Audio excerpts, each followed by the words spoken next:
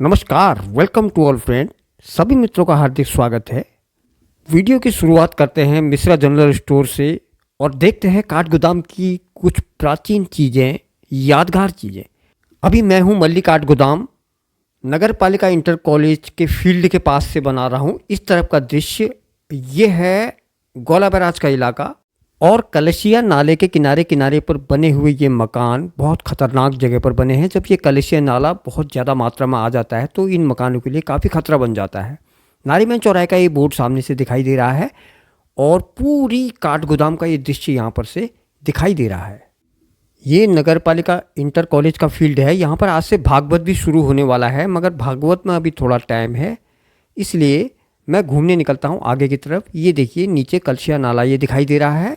इस नाले के किनारे किनारे पर ये मकान बने हुए हैं और ये फील्ड नगर पालिका इंटर कॉलेज का फील्ड। यहाँ पर टेंट लगा हुआ है। आज से यहाँ पर भागवत कथा का आयोजन होना है। ऊपर की पहाड़ियों में कितना बढ़िया ये बादल कितने प्यारे लग रहे हैं।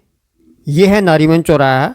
रोडें चौड़ी हो रही हैं और यहाँ पर सड़क का निर्माण कार्य चल रहा है। इसी रोड से आगे की ओर बढ़ता हूँ और चलता हूँ सीधे गोला बैराज। गोला बैराज में काफ़ी यूट्यूबर यहाँ पर आए हुए हैं रील्स बनाने के लिए। नीचे नदी में उतरे हुए हैं और एकदम से अगर नदी बढ़ गई तो ये खतरनाक हो सकती है स्थिति।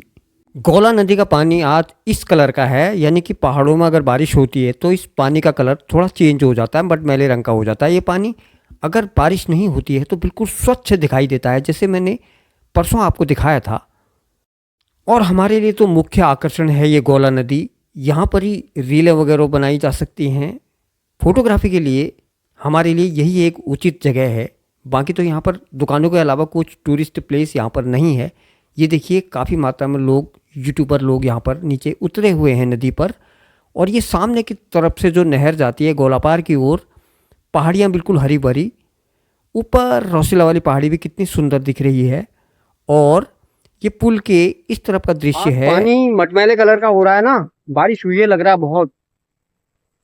जब बारिश होती है तो पानी गंदा हो जाता है इधर। हनुमानगढ़ी की तरफ गोला नदी कुछ इस तरह की दिखाई दे रही है। गोला नदी का रुख अब धीरे धीरे इधर रेलवे स्टेशन की ओर बढ़ता जा रहा है।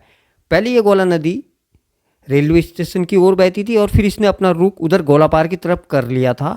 सामने से देखिए दिखाई दे रहा है। अब दोबारा से राइट हैंड की तरफ ये गोला नदी फिर धीरे धीरे दाहिनी तरफ को बढ़ रही है, यानी कि रेलवे स्टेशन की ओर ये नदी खिसक रही है, जिससे कि स्टेशन को भी खतरा हो सकता है, क्योंकि नदियां हर बरसात में अपने रुख को थोड़ा सा चेंज कर लेती हैं। और अब ये जो सामने की तरफ पहाड़ी दिख रही है छोटी सी, यहाँ से एक नहर गोलापार की तरफ जाती थी पहले से और एक रास्ता भी था उधर के लिए।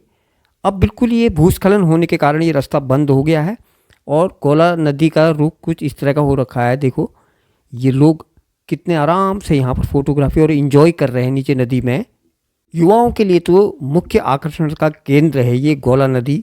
अब मैं हनुमानगढ़ी की तरफ जाता हूँ। ये हनुमानगढ़ी बजरंगबली की अपार शक्ति है इस मंदिर में। बहुत भव्य मंदिर है हनुमान जी का और नैनीताल वाली हनुमानगढ़ी से भी पुराना ये मंदिर है।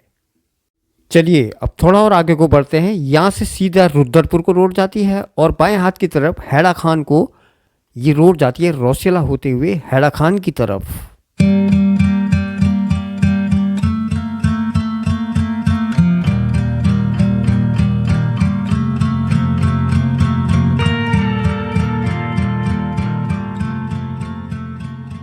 देखो कितना सुनसान रोड है। पहले से इधर को लोग बाग घूमने आया करते थे, अब इधर को बहुत कम लोग आते हैं घूमने।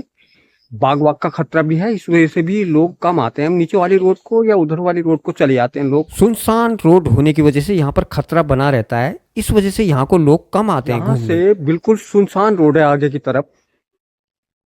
बहुत सुनसान इलाका है ये काठगोदाम का और घूमने के लिए तो बढ़िया है, परंतु यहाँ पर थोड़ा रिस्क भी है। जंगल का इलाका बहुत जल्दी है क्योंकि घूमने वाले भी नहीं आए हैं। जो ज्यादा दूर तक जाना यहाँ पर ठीक नहीं है, क्योंकि यहीं से वापस हो जाता हूँ और आपको दिखाता हूँ कुछ पुरानी पुरानी चीजें इधर ही काठगोदाम। बीच में इस गोला के पुल में काफ़ी गड्ढे वगैरह पड़ गए थे और ये हिल भी रही थी। अब इसे दोबारा मरम्मत इसकी की गई है और दोबारा से बढ़िया रोड बना दी गई है।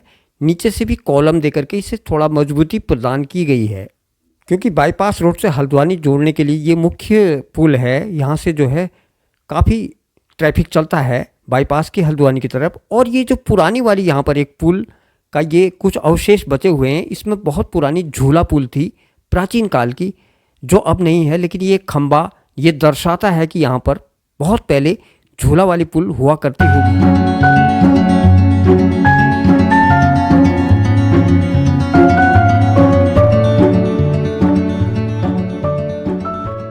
इन्हीं सीढ़ियों से ऊपर की तरफ चलते हैं। यहाँ पर एक मनोरंजन संस्थान हुआ करता था बहुत पहले, वो दिखाता हूँ आपको।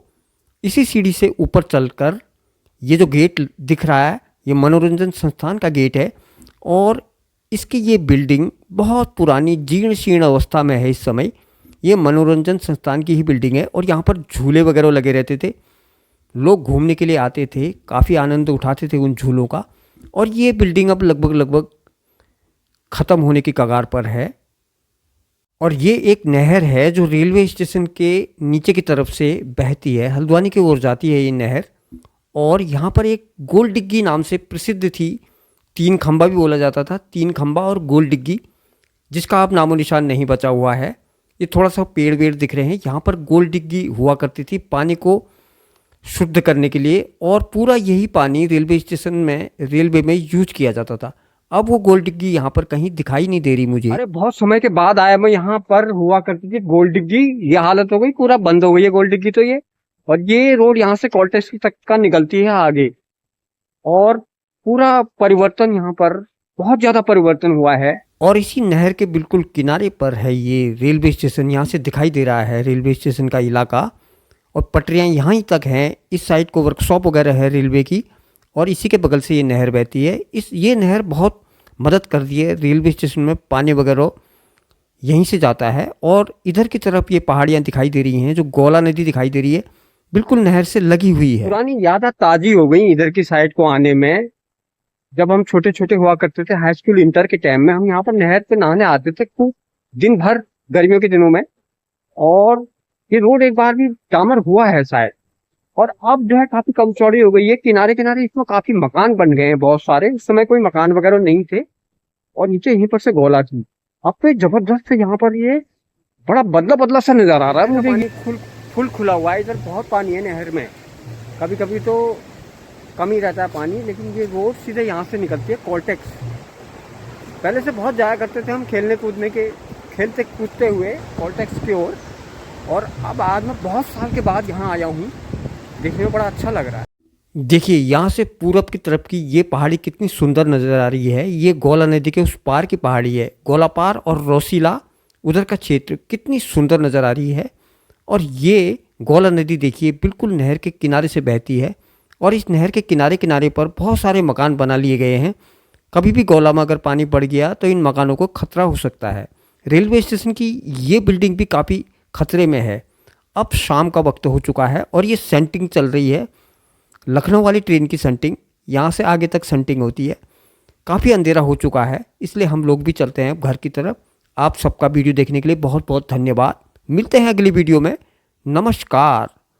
बहुत बहुत धन्यवाद आप लोगों का।